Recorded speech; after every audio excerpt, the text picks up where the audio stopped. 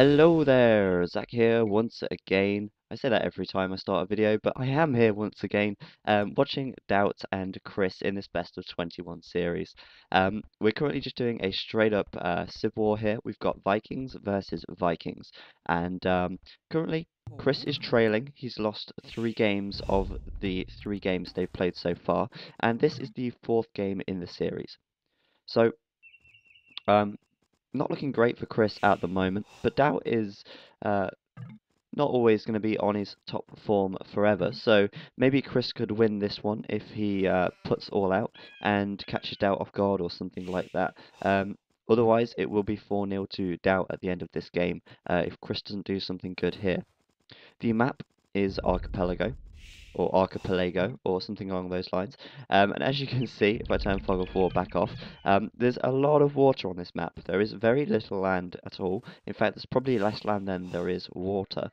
And of course, the usual style of play when there's so much water on the map is to go for the fishing boats and the galleys and have a big fight on the water. There's also this kind of river thing in the middle here, and it's got a nice gold pile in the center of that. So late game, if it ever gets to late game, this is going to be up for grabs, whoever can secure this area as well. So as you can see then, there is a lot of fish in the water. So the water can provide a great food source for both players. And to be expected, fishing boats for both these players are likely to come out as well. And really, I don't know what's going to happen yet. We have to play it by ear and see, but for the time being, just a pretty standard start. A few more villagers on wood than we usually see, purely because of the water map, but they're both going to want to get docks out before they advance up to the feudal age. A little wall off from Chris as well coming on here, and I'll just turn Fog of War back on so we can see DauT's scouting. And yeah, today it's a really nice day. I'm actually filming this day like in early March, so by the time this comes out, it'll be like mid-April or something. But right now, it is really sunny outside. I spent the morning outside this morning, just chilling on the park in the sun, and it's been absolutely lovely. And yeah, don't you feel like when the weather is good, everyone's in such a good mood, or at least a better mood at any rate, and everyone's a lot more cheery, a lot more happy, which is, of course, what we like to see. Sorry if you heard a little buzzing then, I just got a text from my mother. Okay, so yeah, as we can see, DauT fishing ships coming out already. He's got 2 queued up, and, well, 1 now, 2 on the water. And Chris hasn't actually got a dock down. Oh no, he has. He's got a dock here. Kind of interesting. He's got fishing ships on this little bit in the center. Now, I don't know if he's realized that this is actually a lake and not a sea. He might not realize that this is actually a lake. He knows there's water down here, but he's not gone actually on the main water source here, which is quite interesting. I don't know whether he actually knows that or it's a genuine mistake, but he too has got 2 fishing ships out, a 3rd on the way. Slightly behind DauT here, and as you can see in the scores there, DauT is slowly getting a little lead. Chris has performed a little wall off here though, and his scouting is fairly good. He's not really scouted all the way around this lake, so still I don't know if he realizes. And his scouts around here. Oh no, it's not. That's DauT's scout. I don't know where his scout's gone. He might have lost it actually. So never mind. I take that back. His scouting hasn't been amazing. Oh no, it is alive still. Never mind. I take that back once again. His scouting is quite good, and he's about to go find DauT up here now by the looks of it as well. Scouting around this water, he's soon going to find out that this is actually a lake, and that might change his style of gameplay. Continuing to wall off. And not really too much happening. DauT with the 2nd lumber camp going up here, which indicates to me that he's going to be getting a lot of galleys out when he can. No doubt a 2nd dock to come up, and looks like he's going to be doing a little bit of scouting with this fishing ship here as well. So DauT then is actually on the main water, which means he's pretty much got all of this to himself. I don't think he's going to have to worry about being attacked, as Chris doesn't actually have a dock on the main water.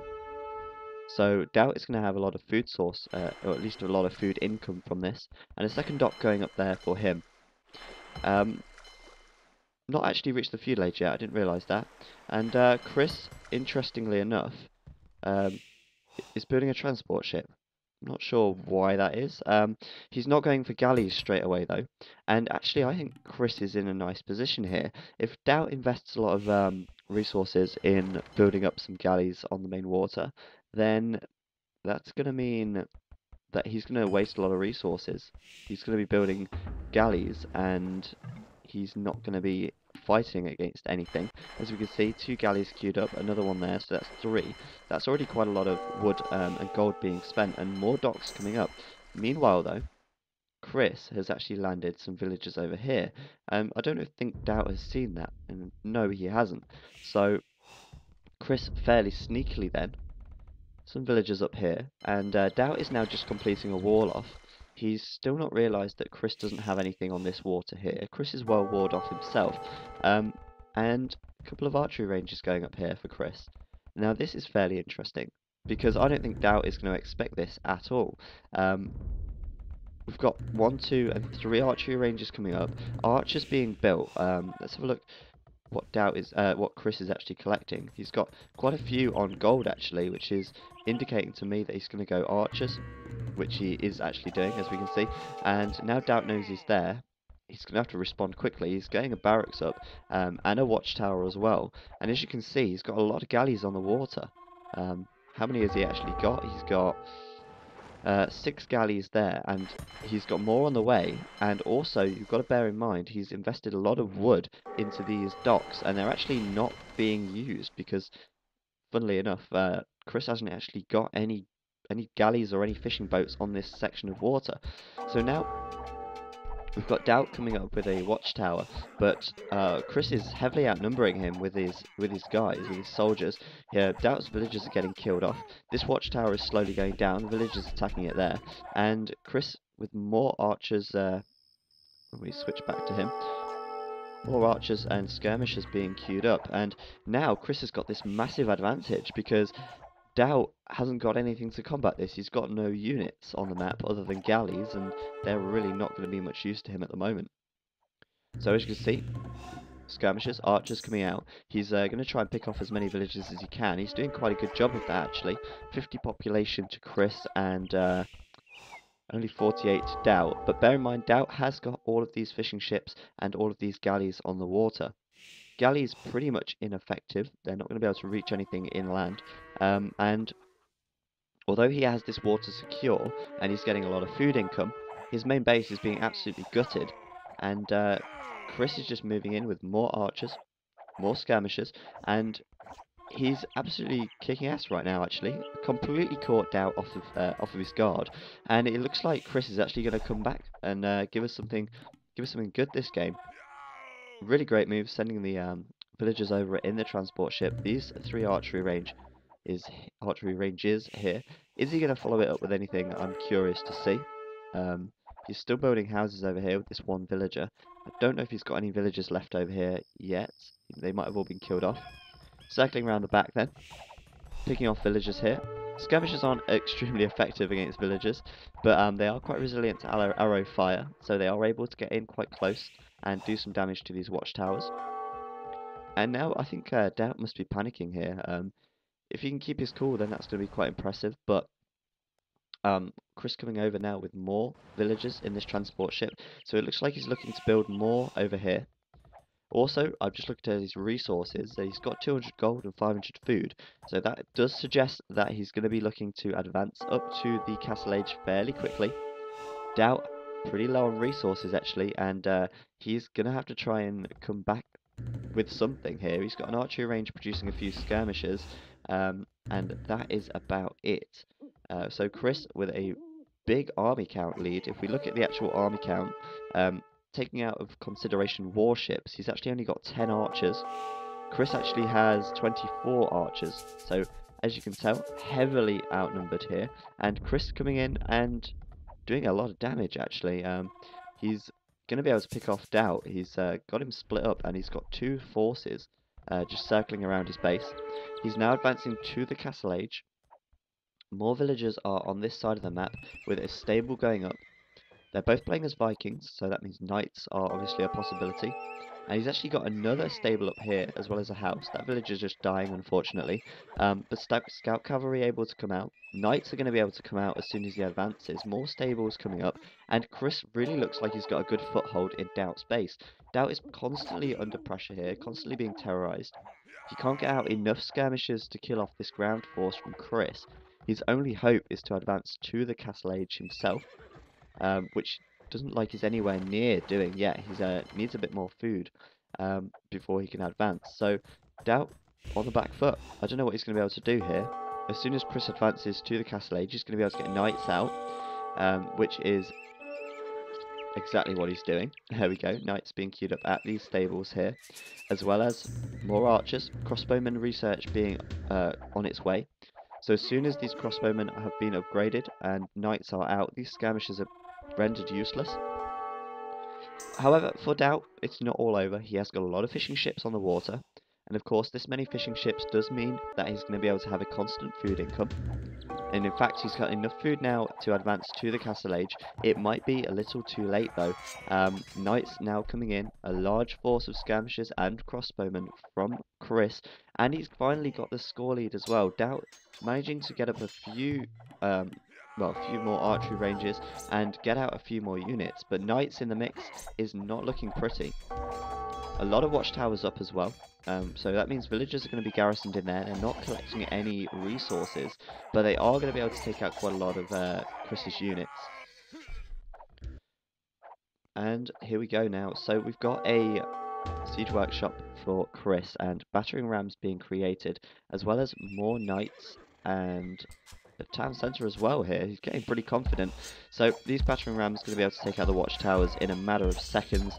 There's one down and another one on its way down by the looks of it, once he moves them into position anyway. DauT finally reaching the Castle Age, but is it too late? It's not looking promising for him at the moment. He's getting another barracks up here. No stables though, so it doesn't look like DauT is going to be able to get any knights of his own out, but he's certainly going to be able to get some pikemen, and he is getting the research for that now. If you get pikemen out, then he's going to be able to combat the knights, but pikemen of course aren't going to be very resistant to arrow fire from crossbowmen, and really it does look like Chris has got this in the bag. Too many knights for him to handle. He's got battering rams taking out his towers and the like, and Chris, what an amazing start really. He totally caught DauT off guard, and he was anticipating DauT to get a lot of galleys out. And I think if DauT didn't get so many galleys on the water, he would not have been at such a disadvantage, because obviously that's a lot of resources invested in all those docks, a lot of resources invested in the galleys themselves, gold and wood, and that allowed Chris to just catch him off guard. All that wood that he didn't spend building docks, he could invest in archers and into skirmishers, and do a ground assault. Hell of a lot of knights now for Chris. Looking at the population count, it's only 70 for DauT and 86 for Chris, and Chris is really starting to press home his advantage now. Those knights just terrorizing villagers. Of course, if he keeps taking out DauT's villagers, he's going to gain a lead economically.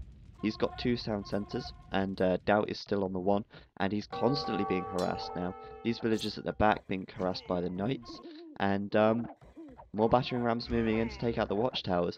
Once these watchtowers go down, there is going to be absolutely nothing that DauT can do, because the villagers are just going to get picked off. They're not going to have anywhere to hide, and DauT's given up here. He said good game, and I've got to say that was pretty impressive by Chris there. Completely changed his gameplay around and winning that one, making it 3-1 to DauT. It's the first one Chris has won in this best of 21 series, and we might see a bit more from Chris. It's not all lost. Chris has obviously shown that he's got the ability to beat DauT pretty easily by the looks of it. Whether DauT was just having a bad day, we don't know, but I'm sure we'll find out in the next game and the games following that who is going to be the victor of this 21 series. And yeah, I'm looking forward to bringing that to you. Hope you've enjoyed this one. I've been Zach, and I'll see you next time.